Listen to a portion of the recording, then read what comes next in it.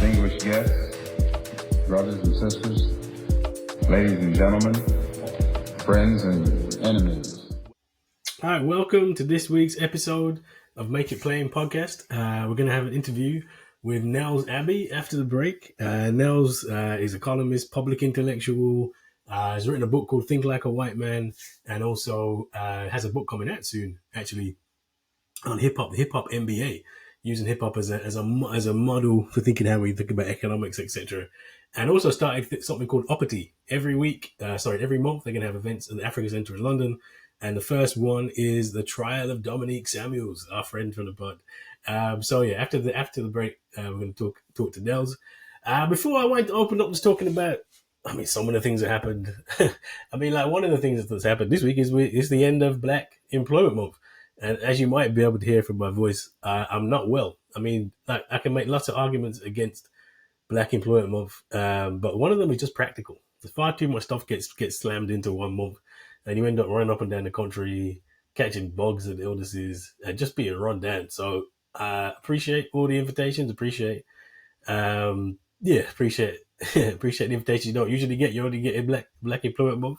I won't name any names, but I appreciate all that and have the opportunity to talk about Black people, racism, empire, etc. But come on, people, you can do this for the whole year. You ain't need to be stressing people out for a whole month. There's a whole 12 months that you can talk about Black history. If it's important in October, it's important in January, February, or any other month. But anyway, that's the end of me talking about that month. Hope you had a good one. Hope you learned some stuff, and hope you got some history in your month.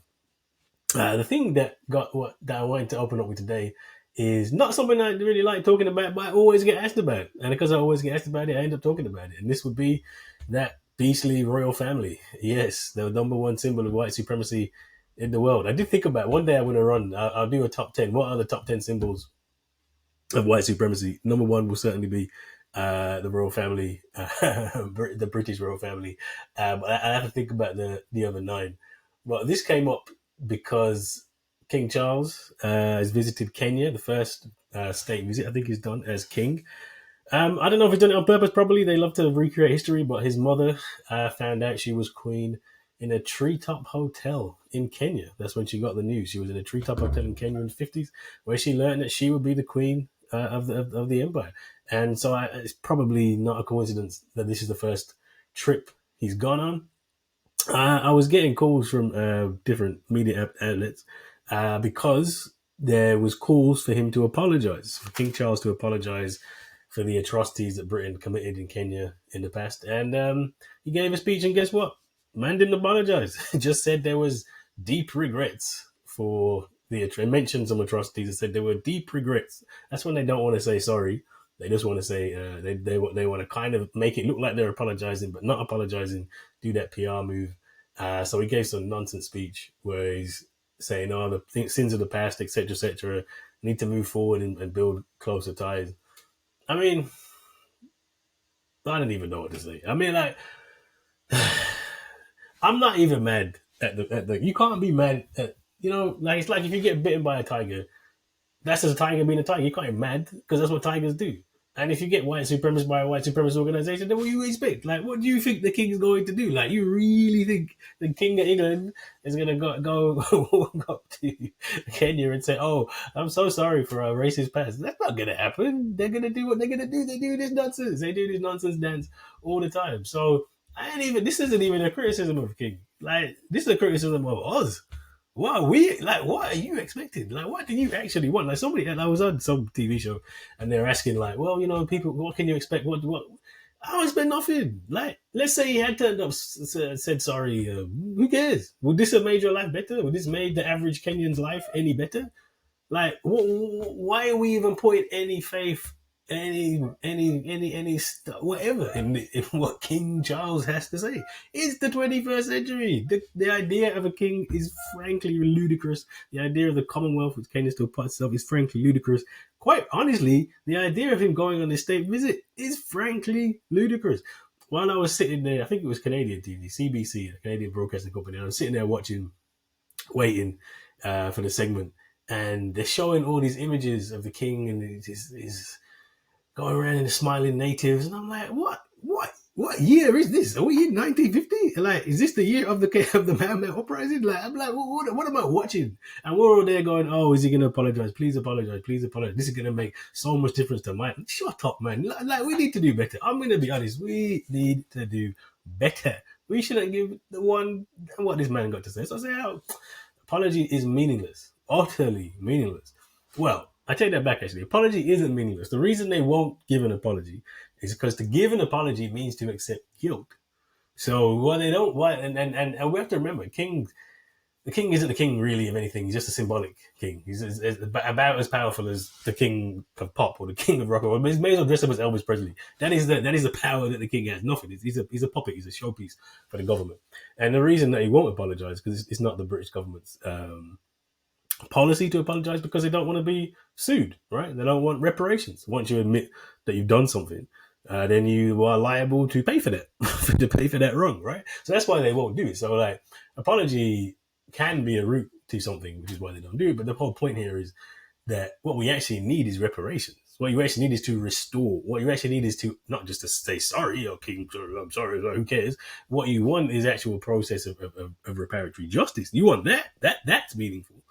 And I think I've said in a couple of media outlets is that, to be quite honest, if the royal family, understanding what the royal family is, understanding the symbolic violence of the royal family, understanding they are this direct connection to colonialism, and their very existence is a primary example of white supremacy in the world, the really only active thing that the monarch can do, the king could do, is to go to that treetop hotel that his mother found out she was queen, and to renounce his throne, and to say, this is all nonsense, let's get rid of it, and we can repatriate the wealth of the royal family back to the empire. That would be the only thing he could do, realistically. But obviously, obviously that's not going to happen. But it does raise a broader question about, the idea of reparations, or the idea of reparatory justice, the idea of what can or should Britain do. And I think one of the things which stood out a lot from the speech is, not only was he not saying sorry for colonialism, which you don't expect, he wasn't really even saying sorry for the Mau Mau uprising. So the Mau Mau rebellion in the 50s is put down so dramatically, abhorrently, the use of concentration camps, terror, torture. Britain acted like Britain does, right? The British Empire was brutally violent, don't be surprised. And they actually, the government actually had to apologize, had to admit guilt.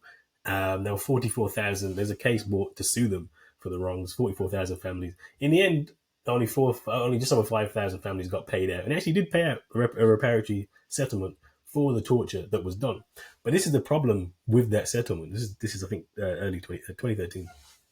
I believe, don't quote me on the year. But the problem with that settlement tells you all of the problems. It was so limited. So it was just 5,000 families. It was just the actual victims, so the people who were alive and went through torture. And it sounds like a big number. They got about 19.9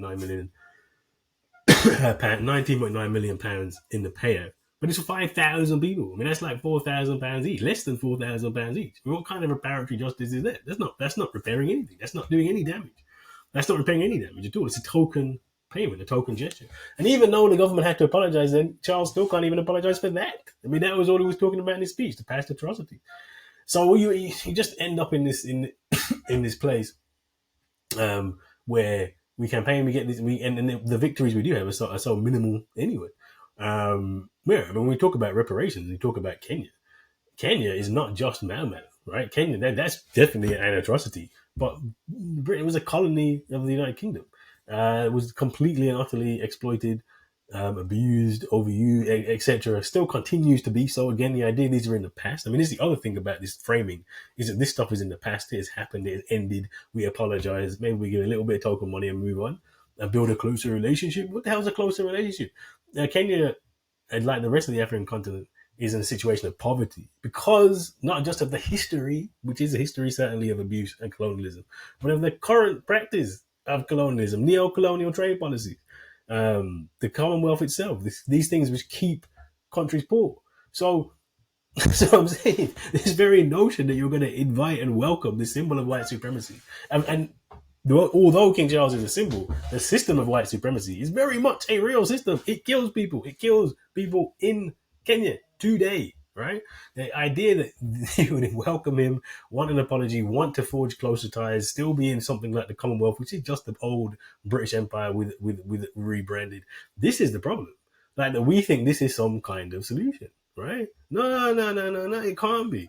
So when we're talking about reparations or reparatory justice, Malcolm X is famous for many things. One of the quotes he has is, "If you stick a knife in my back 9 inches and pull it at 6 inches, well, we haven't done anything. I can't say thank you." And the reality is, even if you pull out the knife all the way, if you don't heal the wound, that's nothing's been done, right? And if we actually think about where we are in reparations today, the knife's still in our back. Yeah, maybe they pulled it out an inch, maybe an inch, maybe two, but the knife's still very firmly there. This isn't past. This isn't about something that happened a long time ago that we can forget, move on, say sorry for, and move together. No, this is something that needs restitution, needs the knife out of our back. And guess what? Part of that knife in the back is the British royal family, their wealth, their ostentatiousness, the Commonwealth, their everything about that dastardly family is part of the knife. So no, you don't welcome a knife back in. You say, "Bun the knife, leave me alone." Honestly, all I can do sometimes is just sigh at the state of where we are, where we somehow believe that there is any progressive future that has the British royal family anywhere near it at all, apology or no apology. But what we need is reparations, and reparations has to hurt the West, right? This is the problem. This is actually the problem. One of the problems of the reparations movement, which we're seeing already, is that actually there's a way you can talk about reparations now. Everything becomes, in the psychosis of whiteness, everything becomes distorted. So reparations is a campaign that says, look, you need to remove the knife and heal the wound. Now, you have to do that economically. You have to do that by massive transfer of wealth that can lead to other things. There's other forms of repair. It's not just economic, but the money is a big thing, right? We die today at increased rates around the world because we are economically disadvantaged by the system of white supremacy. You cannot solve that problem without massive redistribution of wealth, repaying the debt which is owed through forced labor, through resource extraction, through unfair trade practice, through everything, right? So let's just be clear. There's no solution. There's no reparations that isn't primarily fundamentally about wealth transfer. Dealing with that unequal wealth transfer, which leads to so many other problems, right? But now, in the psychosis, reparations isn't about this anymore. Reparations is it's these token gestures. It's the apology is really important, or the CARICOM demands, which aren't really reparations. CARICOM demands is essentially the CARICOM, the Caribbean countries have asked for obviously an apology. Everybody really wants an apology. Like an apology is going to solve your life, right? And it's essentially a development plan, asking for the cancellation of debt and investment in investment, which is nice, but it's not reparations. But reparations is about repaying a debt, and it is a huge debt. It is a debt of trillions upon trillions of pounds around the world to solve these problems. What we're presented with instead now is, well, you can get people to apologize, you can get some kind of fund or some kind of money, and then the Mau Mau case is a perfect example. So the British government now can say, look, we did Mau Mau. We said sorry, we did reparations. £20 million, less than £4,000 per person. Well, that's not reparations. You haven't solved anything. You haven't repaired anything. You just made yourselves feel better and washed away your guilt, right? And this is where I worry what happens to reparations. When you're seeing companies like Lloyd's of London, the worst company in the history of companies. They want to come sue me. Lloyd's starts out as a coffee shop where you return runaway enslaved people in London. Before it then is a place that insures that insures slave ships, right? Makes its money insuring slave ships. I remember in their 350th anniversary, their CEO was on TV saying they're proud of their roots in ensuring the merchant trade. She neglected it was the slave trade. It's now Britain's biggest corporate entity. That's not a coincidence, right? This company is a company that has been sued in America because you have all the records for reparations and always said no. But post George Floyd, they're like, oh yeah, reparations. Yeah, sorry, we'll do it. They say sorry, they do reparations. Their reparations are a diversity scheme and giving some money to charity. Look at that. They've absolved themselves of sin. They've done reparations. Glasgow University give 20 million to get largely to get students to come to the university. That is not these things are not reparations. Or a family, the Trevelyan family, give a little bit of their money, their loot. It's nonsense. It's not reparations. But this is where we're headed. I really worry about this is where we're headed. Where the government will apologize. Where next time they send King Charles over there, say sorry, give some token thing, we'll give you a bit of development money. And there you go. Sorry, Kenya. We repaired it. Sorry, Jamaica, we repaired it. Sorry, black people, we repaired it because we're giving you nothing. And it's frankly frightening where we're at. Honestly, I said, you often get the idea that I'm anti-monarchy. I am anti-monarchy. Don't get me wrong, but my criticism here is nothing to do with Charles. Charles can't do nothing. Charles don't mean nothing. Yeah, completely irrelevant. That man, whatever. The real problem is us, that we are actually genuinely looking for him to do something, that this is going to make you feel better because the symbol of white supremacy said sorry and now you feel better. Nah, that can't be, that's not a solution. That's not part of the solution here. Honestly, this is not part of the solution. And this is we need to take and to demand reparations. The only way we're going to get them is to take them. The only way we're going to get them is revolution. Reparatory justice is revolution. Revolution is the only solution. Like I always say, that's the only way you're going to get the things that we're going to get, that we're going to heal the wound. That's the only way you're going to take that knife out and heal the wound, is revolution. Reparations equals revolution. And as soon as we realize that, then we can start working together, organizing together, and building together, because that's what we need to do. Not waiting for King Joggy ears to be saying sorry or anything else. That mentality should have died a long time ago. Anyway, I'm going to start ranting. It's a nice intro to talking to Nels, because one of the things we do with Nels, and Nels is organizing Uppity. He's writing now. He did work for the BBC, but now does independent stuff. And a big chunk of the conversation that we have is all about saying we need independent stuff, independent media, independent spaces, and our own thing.